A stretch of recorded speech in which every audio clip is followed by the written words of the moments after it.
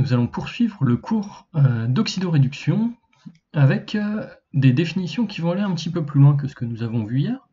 Des définitions qui vont nous permettre de parler du sens de déplacement des électrons dans un circuit extérieur et donc nous amener tranquillement vers la notion suivante, le fait que l'oxydoréduction est finalement l'étude du sens d'échange des électrons entre différents éléments chimiques au cours de réactions chimiques là aussi.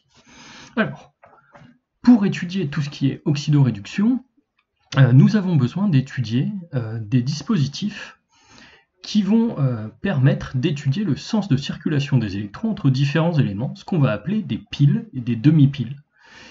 Donc, quel est le premier bloc finalement de construction de l'étude des réactions électrochimiques que l'on va utiliser? Eh bien, c'est les demi-piles. Alors, les demi-piles, ça va être des systèmes qui comprennent deux espèces d'un couple redox, un conducteur métallique, l'électrode, un électrolyte, une solution conductrice. Alors ici, on va schématiser des électrodes de cuivre et de zinc qui vont servir de fil conducteur pour la suite de pour la suite de l'étude que l'on va réaliser aujourd'hui. Alors, une électrode de zinc, par exemple. Eh bien, une électrode de zinc, ou demi-pile au zinc pour être plus précis, va faire apparaître donc du zinc solide qui plonge dans une solution. Dans cette solution, alors on va utiliser par exemple du sulfate de zinc, on va faire apparaître donc Zn2+, plus SO4 de-. Donc ici on va avoir un conducteur métallique, l'électrode, au contact d'un électrolyte, une solution conductrice donc de Zn2+, et SO4 de-. Et ici on va avoir une jonction électrolytique, on va voir pourquoi un petit peu plus tard, qui plonge à l'intérieur. Et donc cette électrode est reliée à un circuit extérieur. Pour le cuivre, on fait la même chose. On fait plonger du cuivre solide dans une solution de sulfate de cuivre, donc qui contient Cu2+, et SO4 de-. Donc, alors, petit point sur le vocabulaire. On va appeler abusivement électrodes les demi-piles. Les demi-piles, donc normalement, c'est les systèmes qui comprennent à la fois les deux espèces d'un couple redox, donc ici par exemple Zn2+, Zn, solide, le conducteur métallique et l'électrolyte. Et bien ce bloc-là, par abus de langage, on va l'appeler électrode. Donc électrode de zinc ici, électrode de cuivre ici. Alors quel est l'intérêt d'étudier ces entités? Et bien par la suite, si l'on assemble deux demi-piles l'une avec l'autre, on va former une pile. Et en fonction du sens de déplacement des électrons dans le circuit extérieur, eh bien on va anticiper le sens de la réaction chimique qui a lieu. Finalement, on va savoir si c'est les ions Zn2+, qui sont consommés pour former du zinc solide, tandis que de l'autre côté, les ions cuivre 2 sont formés en consommant du cuivre solide, ou est-ce qu'à l'inverse, on est en train de consommer du zinc solide pour former Zn2+, en reformant du cuivre à partir de Cu2+ de l'autre côté. Donc pour l'instant, cette question est en suspens. C'est-à-dire qu'on va avoir dans l'idée que la réaction chimique peut aussi bien s'écrire dans ce sens, pour l'oxydoréduction,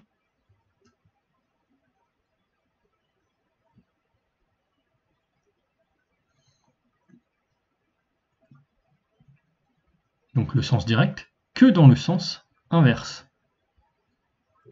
Il existe pour l'instant une indétermination sur l'orientation de la flèche ici, c'est-à-dire sur le sens de la réaction. Alors, sur le schéma, vous avez déjà un élément de réponse, vu qu'on vous indique le sens de déplacement des électrons. Bon, le schéma présenté ici est un petit peu trop complet pour l'avancée du cours, en gros. Alors, si on avance un petit peu encore, donc, un peu de vocabulaire, quand on assemble deux demi-piles l'une avec l'autre et qu'on les relie par une jonction électrolytique, eh bien on forme ce qu'on appelle une cellule galvanique. Une cellule galvanique, donc ça va être l'assemblage des deux demi-piles tel qu'il est représenté ici. Donc en gros, qu'est-ce qu'on va avoir? Une demi-pile au zinc, une demi-pile au cuivre, et entre les deux demi-piles, ici, on va observer ce qu'on appelle une jonction électrolytique. Alors, de quoi est constituée une jonction électrolytique? Eh bien, une jonction électrolytique va être constituée d'un tube en verre. Alors, on peut faire une version plus simple, mais souvent, on va avoir un tube en verre qui contient un gel. Et dans ce gel, on va avoir des ions mobiles qui vont pouvoir se déplacer. Donc par exemple, K+, et Cl-. Donc là, on a affaire à ce qu'on appelle une jonction électrolytique. Sinon, on peut simplement créer un pont salin. Alors un pont salin, qu'est-ce que ce sera? Ce sera une feuille de papier filtre classique, mouillée avec une solution électrolytique. Donc là encore, K+, Cl- peut bien fonctionner. Bon, ici sur l'exemple, apparemment, ils avaient choisi du zinc et des ions sulfate. Bon, c'est un choix. Donc en gros, l'idée, c'est simplement d'utiliser une solution qui contient des ions qui vont servir à faire passer le courant au sein de la jonction entre la première solution ici et la deuxième solution ici. Donc les ions vont rester confinés dans le matériau, mais leur mouvement va permettre le passage du courant. Alors, il y a deux fonctionnements possibles pour une cellule galvanique. Soit la cellule galvanique fonctionne en générateur. Alors ici, qu'est-ce que ça signifie? Ça signifie que, à partir du moment où on branche une demi-pile sur une autre demi-pile, on observe instantanément un passage du courant de manière spontanée. Et donc si on branche par exemple une ampoule dans le circuit extérieur, eh bien cette ampoule va s'éclairer. Donc ça signifie ici que l'apparition du courant électrique se fait de manière spontanée. On a donc une réaction chimique qui va s'effectuer dans son sens naturel. On peut aussi faire fonctionner une cellule galvanique en récepteur, c'est-à-dire en électrolyseur. Alors quelle va être l'idée ici? On va brancher un générateur sur le circuit extérieur. Donc là on revient ici, on imagine qu'on remplace l'ampoule qui est ici par un générateur, et à ce moment-là on va forcer les électrons à aller d'un côté à l'autre de la cellule galvanique. Quel va être l'intérêt? Eh bien l'intérêt ça va être de recharger le dispositif chimique qui est là. On force une réaction à se faire dans le sens inverse du sens naturel. À partir du moment où on remplace le générateur extérieur par une ampoule, on va permettre au dispositif, de nouveau, de libérer de l'énergie électrique à partir de l'énergie chimique dégagée par la réaction. Donc c'est ce qui se passe quand vous branchez par exemple vos téléphones portables sur le secteur. Vous branchez vos téléphones portables sur le secteur, une réaction chimique se fait dans son sens inverse par rapport au sens naturel. À partir du moment où vous laissez votre téléphone portable en fonctionnement débranché, celui-ci est en train de vider sa batterie. C'est-à-dire qu'au sein du téléphone, vous allez avoir une réaction chimique qui se fait dans le sens direct naturel et qui libère des électrons dans tous les circuits du téléphone. Alors, on va voir maintenant encore un peu de vocabulaire. Bon, il y a beaucoup de définitions dans ce chapitre. Les définitions d'anode, cathode et une définition pour le sens conventionnel du courant. Donc ici, on sait qu'une cellule galvanique, donc qui va permettre la circulation d'électrons dans un circuit extérieur, est siège d'une réaction d'oxydoréduction, c'est-à-dire une réaction dans laquelle il y a échange d'électrons. Et donc, on va avoir deux noms pour le siège de la réduction et le siège de l'oxydation. On retient la cathode est le siège de la réduction, l'anode est le siège de l'oxydation. Alors, un moyen mnémotechnique très simple pour retenir ceci, vous avez tous fait un petit peu d'anglais dans votre vie, eh bien, retenez que l'oxydoréduction est une affaire de chat rouge, Red Cat. Donc ici, je vais tenter de dessiner un magnifique chat. Hop.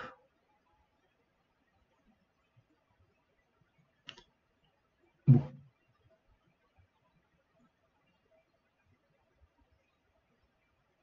Bon, vous voyez ma maîtrise ébouriffante de la tablette graphique qui me permet de dessiner un magnifique Red Cat. Wow, wonderful. Ok. Donc, je n'ai pas trouvé mieux comme moyen mnémotechnique, et c'est un moyen de retenir vraiment cette convention pour l'oxydoréduction.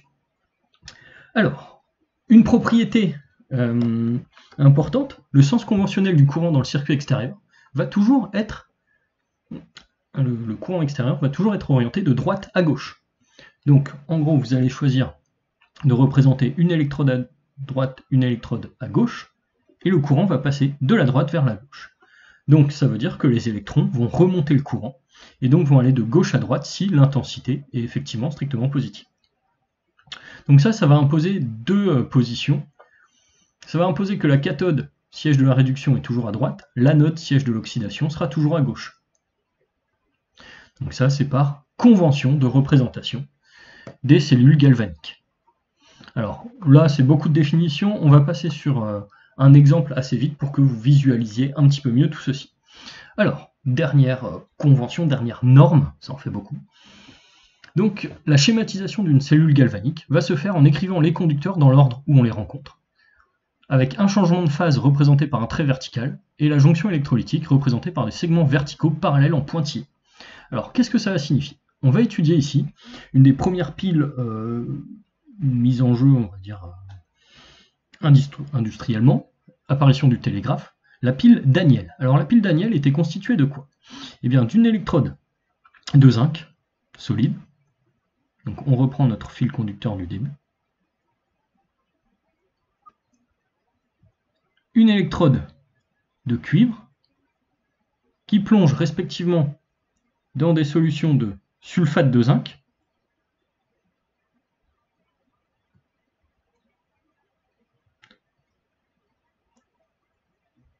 et de sulfate de cuivre.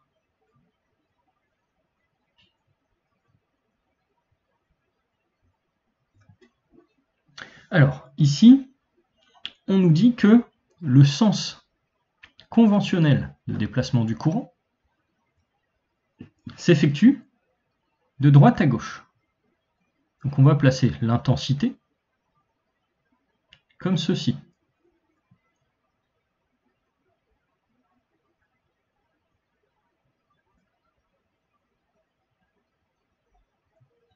Donc qu'est-ce que ça va signifier pour les électrons? Eh bien les électrons vont, entre guillemets, remonter le courant.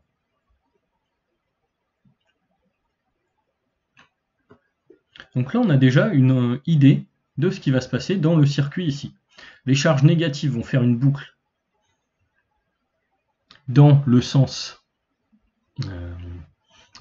horaire, les charges positives, une boucle dans le sens trigonométrique.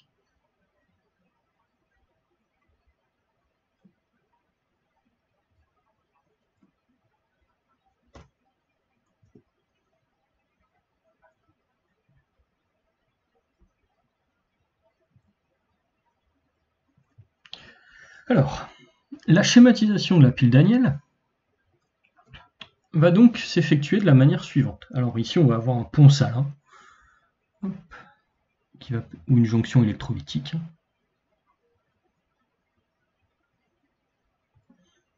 Donc là, on peut envisager, par exemple, de mettre ici K+, et Cl-, une solution de chlorure de potassium, soit au sein d'un gel dans un tube en verre, soit directement versé sur du papier filtre qui plonge simultanément dans l'un et l'autre des béchers.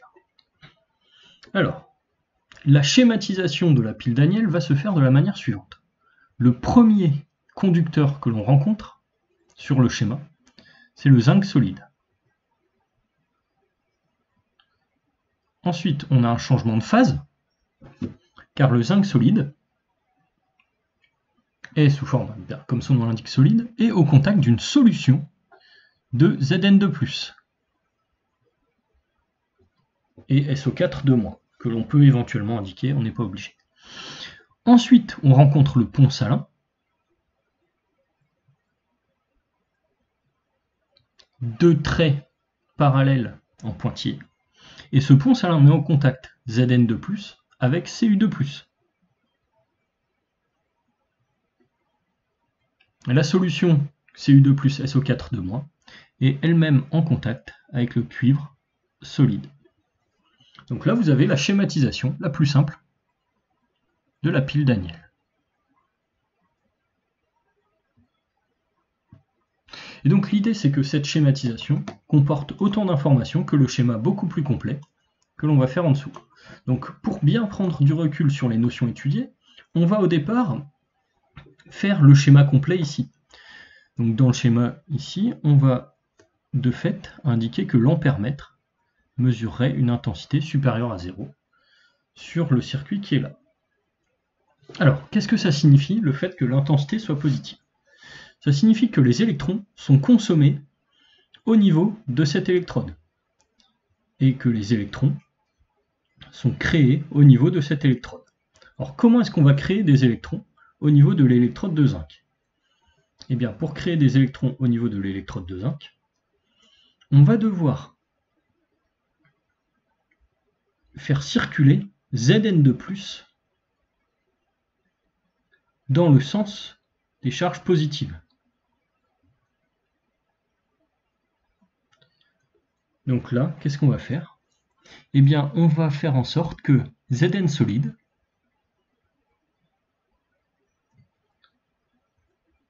donne naissance à Zn2+, plus 2 électrons. Vous voyez, au niveau du contact solution métal, on consomme du métal pour former de l'ion Zn2+, et des électrons qui vont commencer à se déplacer dans le circuit extérieur. Donc ici, on est en train de consommer du zinc solide. On a affaire à une réaction qui est une réaction ici d'oxydation.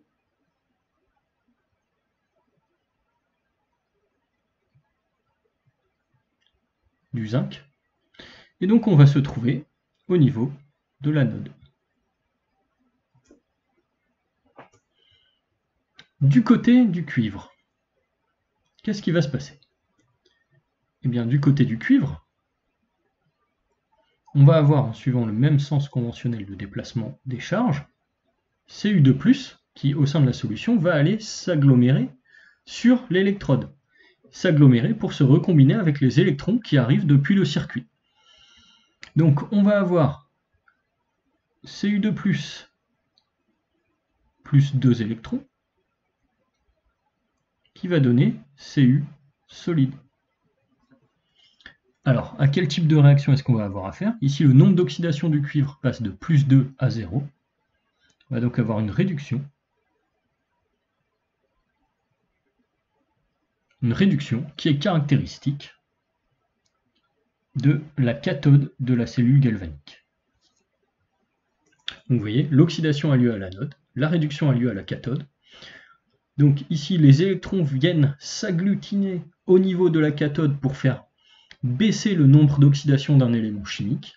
Les électrons quittent l'anode et ainsi font monter le nombre d'oxydation d'un élément chimique.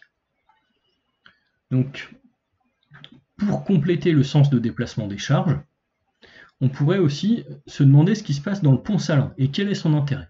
Eh bien, dans le pont salin, les porteurs de charge sont directement des espèces chimiques. Donc on va avoir K+, qui va se déplacer dans le sens des charges positives, Cl- dans le sens de déplacement des charges négatives. Et donc là, dans tout le circuit, on va avoir un sens de déplacement cohérent des charges. Toutes les charges positives vont circuler dans le même sens. Toutes les charges négatives vont aussi circuler dans le même sens. On peut aussi se poser la question pour SO4-. SO4- va se déplacer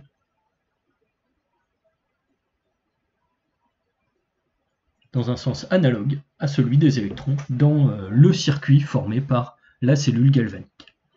Donc là, on a bien un circuit électrique fermé, ce qui permet le passage d'un courant. Alors, si on travaille maintenant sur l'équation bilan de la réaction mise en jeu, eh bien l'équation bilan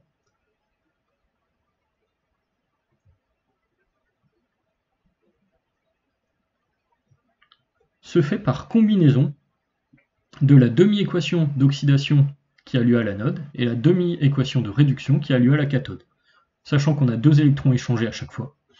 Ici, on sait qu'on va avoir Zn solide plus Cu2+, qui va donner Zn2+, plus Cu solide. Donc là, on a l'équation bilan de fonctionnement de la pile Daniell. Donc si on interprète physiquement, ou chimiquement plutôt, ce qui s'est passé, eh bien ici, on a le zinc solide et les ions cuivre 2 qui ont été consommés pour reformer Zn2+, donc ici l'électrode de zinc est rongée au cours du fonctionnement, et pour reformer du cuivre au niveau de l'autre électrode. Donc la fin de fonctionnement de la pile peut avoir lieu de deux manières.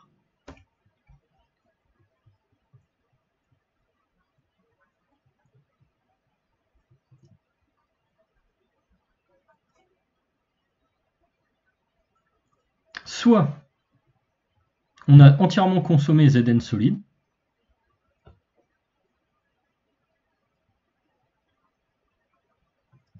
donc ça veut dire qu'ici on n'a plus d'électrode, tout simplement. Soit on a entièrement consommé Cu2+. Donc ici, vous voyez, les réactions qui ont lieu dans les piles vont avoir lieu jusqu'à ce que l'un des réactifs soit consommé, ce qui va stopper le fonctionnement électrique de la pile. Alors au passage, vous remarquez que les piles en fin de vie ont souvent tendance à couler, entre guillemets. Et bien vous voyez pourquoi ici. Parce qu'à un moment donné, un des solides constituant la pile, c'est-à-dire constituant l'une des électrodes de la pile, va finir par être rongé et par libérer la solution électrolytique qui est présente au milieu. Alors, autre chose que l'on peut constater ici, si on remplaçait l'ampère-mètre par un générateur, et que l'on forçait à ce moment-là une recharge du dispositif, eh bien on devrait inverser les électrodes de cuivre et de zinc pour forcer le courant à passer du zinc vers le cuivre. À ce moment-là, on inverserait les rôles et on aurait réduction du zinc et oxydation du cuivre. Donc là, on consommerait du cuivre solide pour reformer du zinc solide. Donc on peut envisager que cette pile soit rechargeable si l'on dispose d'un générateur qui permet de réaliser une électrolyse. Alors, en termes de définition, on a quelques notions supplémentaires à rajouter. Donc la première chose, on sait là qu'on est en train de parler de grandeur électrique. On a en effet parlé d'orientation du courant dans un circuit extérieur, on a parlé de sens de déplacement des électrons dans le circuit, on a parlé d'intensité électrique. Donc on a dans l'idée que derrière tout ceci se cache une tension. Cette tension, associée à la cellule galvanique, sera appelée force électromotrice ou FEM. Alors vous avez déjà croisé ce vocabulaire en électricité. L'autre nom que vous croisiez, c'était le terme tension à vide pour un générateur. Et donc ce sera la différence de potentiel entre l'électrode de droite et l'électrode de gauche. Donc si on a un potentiel électrique VD à droite, VG à gauche, eh bien vous voyez que la tension U, ou petit e ici, plus exactement, la flèche est vraiment minable, on va essayer de faire mieux.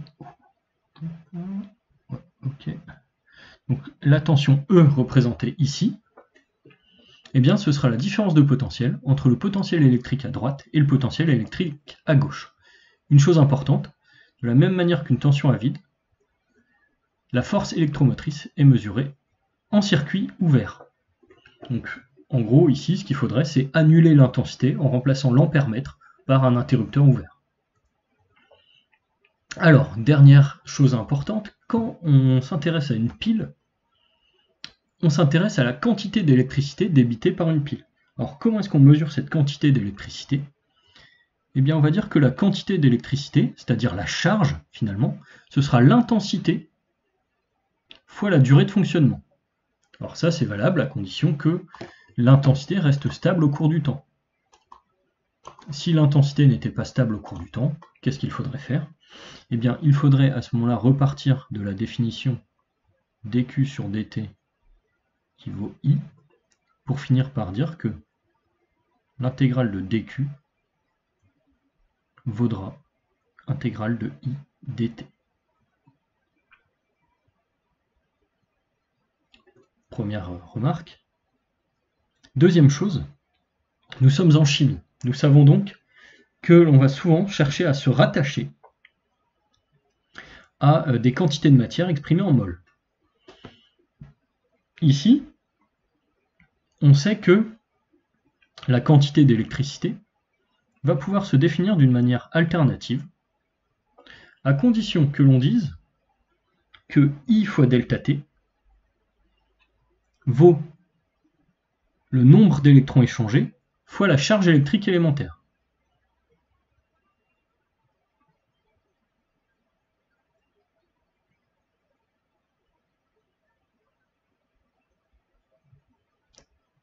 Donc grand N sans dimension et E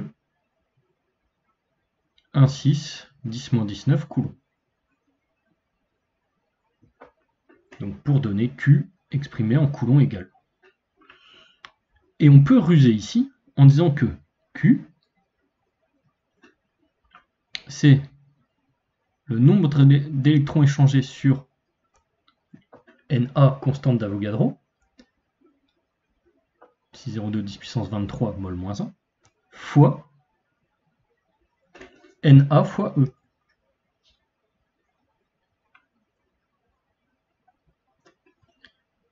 Et là, qu'est-ce qu'on va pouvoir dire?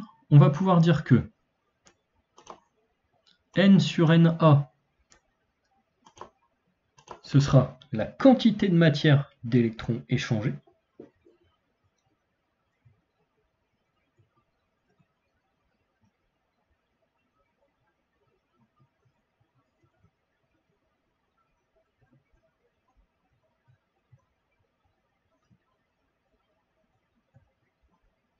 donc exprimé en mol,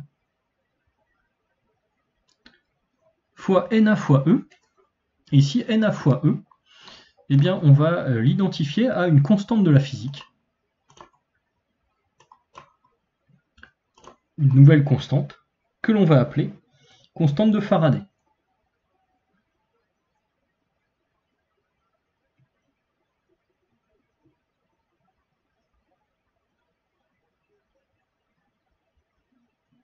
Et donc, à quoi correspond cette constante? Elle va correspondre à la charge d'une mole de charge électrique élémentaire.